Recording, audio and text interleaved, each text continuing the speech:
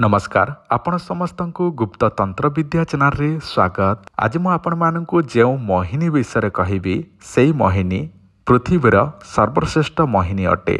एही मोहिनी आपण माने थरे जदि निजे तैयारी करिनेबे ताहले आपण जाहाकु चाहिबे ताकु आपण निजर आयत्तर रखि पारिबे, निज आड़कू आकर्षित करिकी रखि पारिबे, निज आड़कू मोहित करी रखि पारिबे। जदि आपण कोनोसी झियटी को कोनोसी पुअटी को निज आयत्तर रखिबा पई चाहुछंती, निज प्रेम जाल रे फसैकी रखिबा पई चाहुछंती, ताले एही मोहिनीटी सबुठारु शक्तिशाली मोहिनी, सर्वश्रेष्ठ मोहिनी।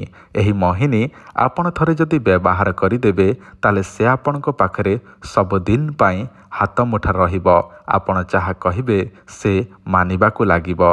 तो चलंतु मु आपण मानकू से मोहिनी विषय कहूछि जो मोहिनी आपण माने निजे अति सहजरे तैयारी करि परिबे।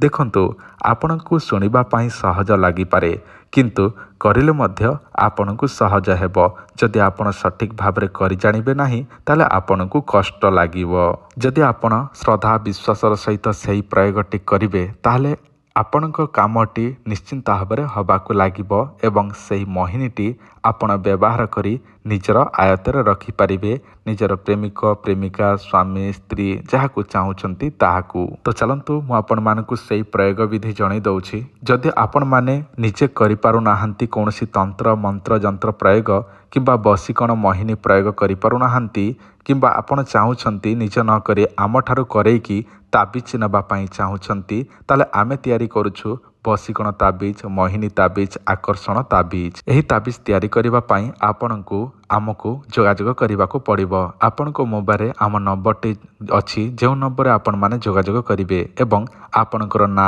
सेई स्त्रीर ना, सेई पुरुषर ना, सेई झीर ना, सेई पुअर ना एवं फोटो आपणकर आड्रेस जो आड्रेस रे आपण ताबिज नबा पई चाहुचंती ऑर्डर करिबा पई चाहुचंती आड्रेस ना गाँ सब किछि ठिकाना देबे।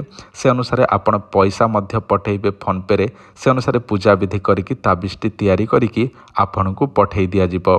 देखंतु एहा चेरीमूली तांत्रिक प्रयोग विधि अनुसार तैयारी हेबो आपणकर प्रेमिक प्रेमिका स्वामी स्त्रीर ना रे। जदि आपणकर तैयारी करिबार इच्छा अछि ताले आपण माने एही नंबर जोगाजोग करंतु। वर्तमान मु आपण मानकू लाजकुली लता माध्यम रे केमिति तैयारी करि परिबे सर्वश्रेष्ठ मोहिनी सेई विषय जणै दउछि। आपणकू आवश्यक हेबो एही लाजकुलीर लतार ताहारी मूल। केउ दिन आनिबे एबे सुनि नियंतु। नक्षत्र हेउछि पुष्य नक्षत्र, बार हेउछि शनिवार।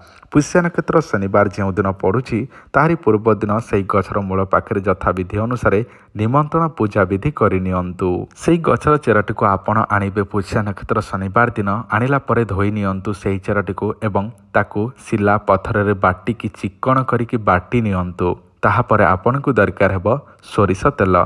अल्प सोरिष तेल रे चिक्कण करी बाटी थिबा सेई चेरटी को मिश्रण करंतु।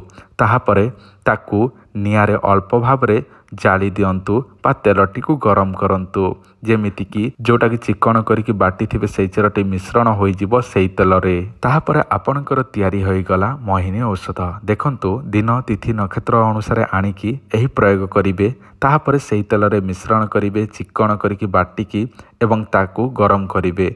ताहापरे मिश्रण होला परे सेई तेलटी आपणकर तैयारी होई गला लाजकुली लतार मोहिनी औषध। सेई तेलटी को जहा देहरे लगेई देबे से आपणक पई पागल परिका हबाकू लागिबो। आपणक बिना से गोटे मुहूर्त भी रही पारिबो नाही।